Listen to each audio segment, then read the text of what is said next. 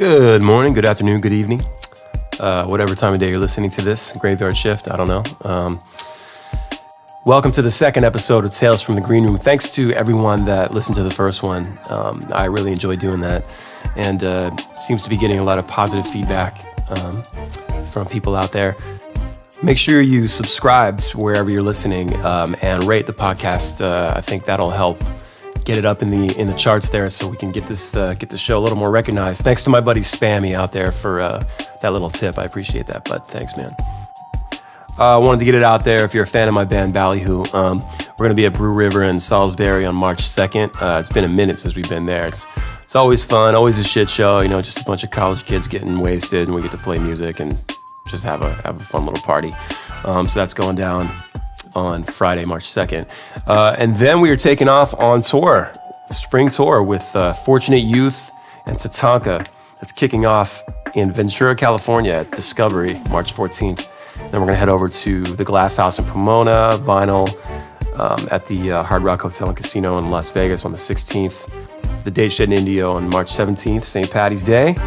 And then we've got that big festival out in Chandler, Arizona. It's the Pot of Gold Festival. That's going to be like Revolution and I think Pepper and just a ton of bands. It's going to be a lot of fun. I believe Magic is on there. It's just going to be a big banger, I think. So if you want to head over to the dates, ballyhoorocks.com, get all the dates, get tickets for the shows. Tickets are moving, so get on that. And we're really stoked to go out with Fortunate Youth. We've never actually toured with those guys before. It's been, I've known them for a while, and they're all nice dudes, and we're all looking forward to it, man. So hope to see you all out on the road. So I also wanted to say thank you to everyone that's been streaming and downloading This Chick Is Whack from Ballyhoo. That was just a fun little jam that we kind of came up with back in November, December. And it just kind of wrote itself, and it was just a lot of fun to make. And we got Eric from Revolution on there, and Billy, Matt, and Johnny from Real Big Fish to throw down some horns. And it's just a fun song to play live too. It's just cool, you know. So thank you so much to everybody. I think you've gotten, let me check my stats here. We have now, hold on, here we go. 64,000 streams of that song in the last month. So thank you so much. Yeah, I don't think you know what it means to write a song, put in the effort, and just get it out there, you know. And then have you people listen to it. I don't know, it's just really neat. And then singing back the words at the shows, it's just an amazing feeling. Which leads me to the topic of today. So let's do it, here we go.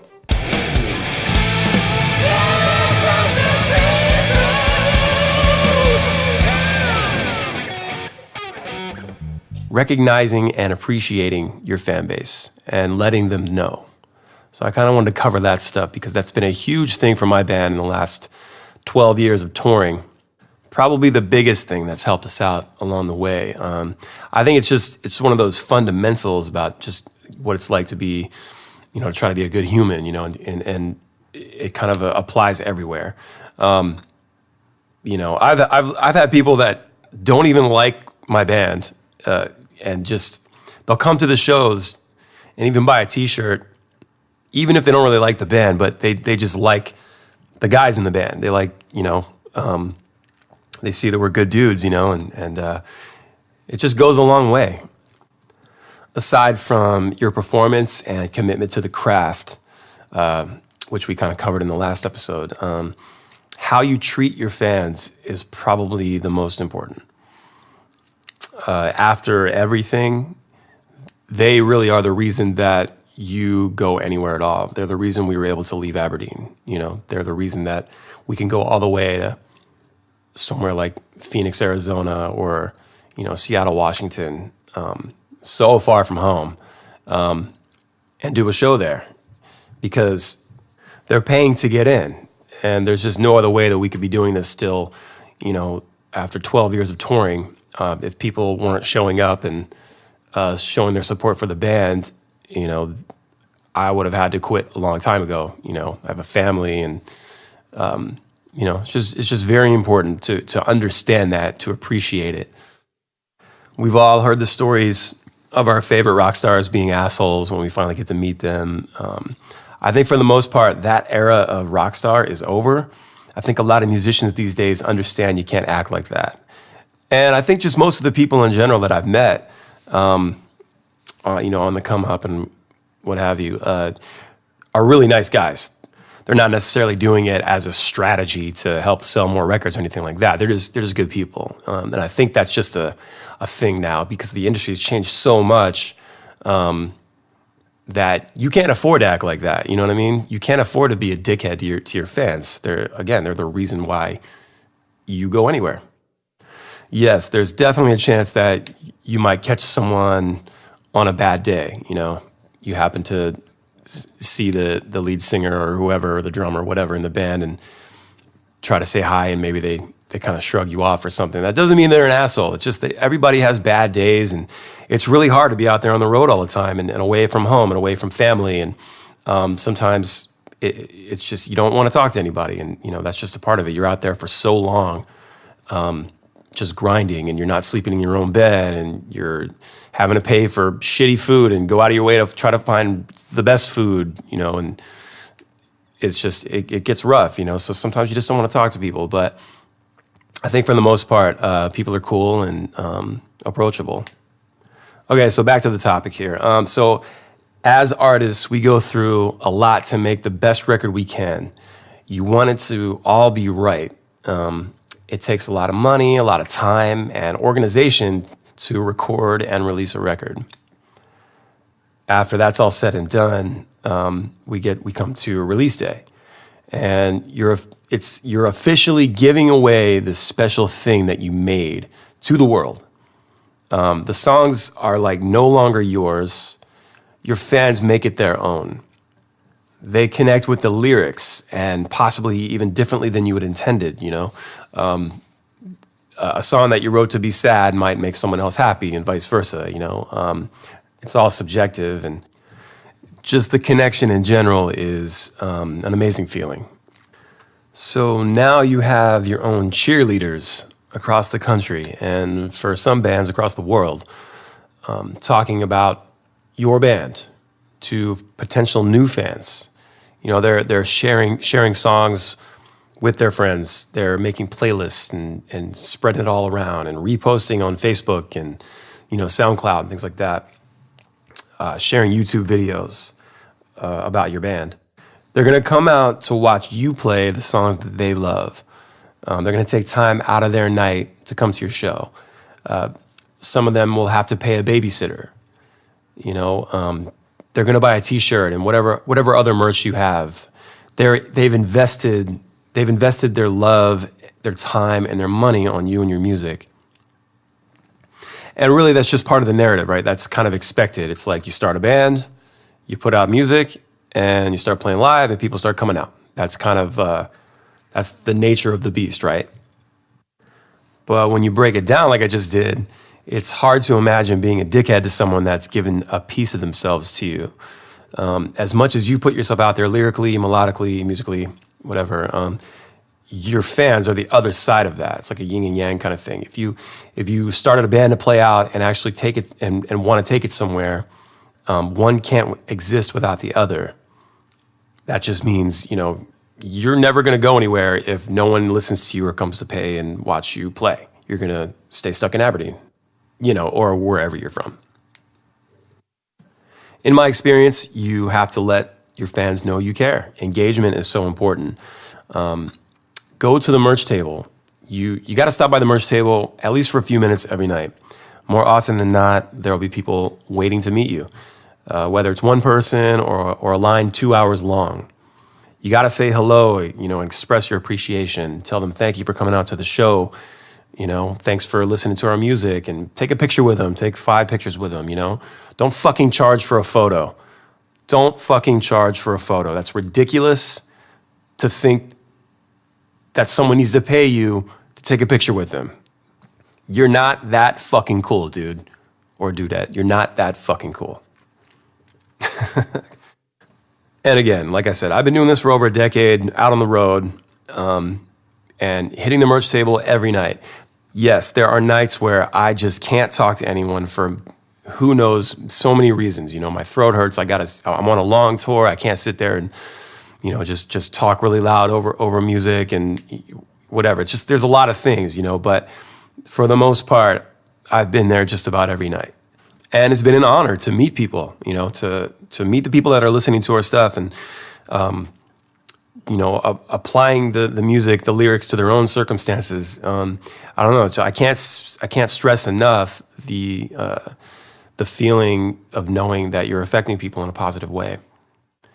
And I think people are gonna understand for the most part that you're not a machine. It's like we used to slam shots and drink a bunch of beer at the merch table every single night. Just when we were done playing, usually we're opening for someone, and you have that time afterwards to really hang out and just sort of let loose. And after 5, 6, 7 years of that, yeah, you get a little tired, and it's harder to wake up every morning, and sometimes you just don't feel like doing it the next night, So you gotta pace yourself. You gotta take a break. When you start feeling like you're wearing thin, you've been on the road for a while, it's probably just better at that point to stay in the green room and not project any feelings of negativity, and leave them with a good lasting impression of the performance, and then you'll just catch them next time. That's kind of how I usually deal with it. So next up is social media, right? So this is something that you really need to pay attention. This is where everyone is. Everyone is on Instagram. Everyone. I guess not as many people are on Facebook anymore. It's more adults. All the kids are on Snapchat and Instagram and all that. And so you need to pay attention and serve your fans on your social platforms, all your followers, Twitter, Instagram, Snapchat, Facebook, wherever. Do your best to answer any and all DMs, messages that come through. Hit people back. It's like, they took the time to write you a message, and I think they deserve to get a little message back. And it doesn't have to be some long story. It doesn't have to be paragraphs. Just a sentence or two will do it. Just letting them know that you appreciate it. There are some bands, we get a ton. We get a lot of messages, and sometimes it's hard to go through and reply to them all. It's just a lot going on. But I make an effort to try and hit back everyone that sends a message in. And I appreciate the understanding from the listener that took the time to write something. And I might not get back in the next, and it might take a couple days. Answer whatever questions they have. Sometimes we get people asking, "What time you guys play tonight?" Or, "Hey, is the venue all ages? In March or whatever." And sometimes I won't know if the venue is all ages, but what I'll do? I'll open up Safari and I'll go look. I'll look up the venue website and I will try to find out if it's all age, and then I'll get back to them. Just putting in the work, putting the little extra work, just going a little bit further, it can make all the difference, It takes you 2 seconds to look shit up on the internet these days, and you're not above doing something like that for a fan. Reply back in the comments on Instagram. Even if it's, I like to throw emojis at people. Sometimes it's even better than actual words. I mean, emojis are fucking awesome for that reason, They're silly and they can really get your vibe across, I'm not a believer in, putting a post up and just forgetting about it.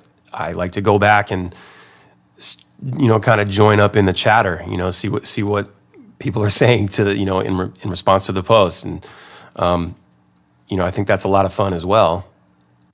Again, we take it back to community. You're creating a family, a community for these people that are listening to you and spreading the word about your band. If you see a fan tweeting, I wish I could go to the at Ballyhoo Rock show tonight, but I can't. I don't have any money. I'm broke, whatever. You know what you do? You reply back to them and you say, "Hey, I got 2 tickets for you and a friend. They'll be on the guest list. Bring ID. Come hang out with us tonight." Don't leave anyone behind. Usually bands get a guest list, and there are certain cities where we have a huge guest list, because we have so many friends or whatever, and it's used up. But if you got a couple extra spots, what's it going to hurt to help get a fan in? I mean, they're probably going to come in and buy a T-shirt or a CD or something, or maybe their friend will. I don't know. Don't leave anyone behind. Serve your fans well. And what I mean by that is, like in the past, we've done Kickstarter, Pledge Music campaigns, for whatever reason. And we were lucky enough to actually raise money, like thousands of dollars, from thousands of people. And we did the best we could to meet the demand and get them their items and everything that was promised. It wasn't perfect, there were hundreds of packages going out, and sometimes we dealt with returns and wrong addresses, and some pledgers didn't get their package at all. And we didn't even ask, we would just, okay, let's just make a new package and send it out. It's all about just getting them their stuff, fulfilling the promises that we had made. But even after the fact, we went even further. I remember one time we sent special postcards to our pledgers way after the campaign and the record was out or whatever it was we were doing, just to remind them that we love them, and it didn't cost a whole lot to make it, it just was some cool little thing that we thought they would enjoy and appreciate, letting them know we hadn't forgotten about them. It's about going the extra mile here. Again, you're building a family. And honestly, it's probably the least you can do at the end of the day. Like I said before, like they're investing their time and their love, their money into you. And some bands don't get to that level. Some bands don't go anywhere for whatever reason it is. Maybe they have shitty music, but I don't know. But it's just, we have nothing but appreciation for the listeners out there, and I mean we're able to pay bills. Each and every one of us are able to pay bills. While we're away from home, we have families and rent and mortgages and just things that we need to, just the things from life. We have to keep our lives going back home, and we're able to do that because people are buying and streaming and coming to watch us play. It's just huge. So yeah, it probably is the least you can do. Hold on a sec. There we go. Is that good? That's it. That's good. That's good. Okay. You got her bow in? Yeah. Okay. Bye. All right, bye. I love you. Love you. Sorry, that was my daughter, Halo Moon. Her little Doc McStuffin. She had taken the doctor's coat off and needed me to put it back on for her. So, all right. So I think I covered everything I wanted to say. I'm sure there's some things I've left out. But if you have any questions, go to the Anchor app and you can leave a message for me actually, and I can reply in the next episode, in the future episode. Yeah, thanks so much for listening, everyone. I hope this helped out. If you're in a band, if you're an artist, you want to do music, I hope this is helping you out with your journey. And yeah, episode 3 coming soon. Like I said, this is all going to come to Spotify as well. Someone was asking me about that, and yes, it is coming to Spotify very soon. So, but yeah, remember to please subscribe and rate and review, and hopefully we can get this thing up in the charts and get some more recognition for the show, man. Thank you so much. And I'm doing a little acoustic gig with Jason DeVore from Authority Zero tonight in Baltimore at the Tin Roof. If you're around, come check it out. I think 8 p.m. is kicking off, and I'm going to play somewhere in the 9 o'clock hour.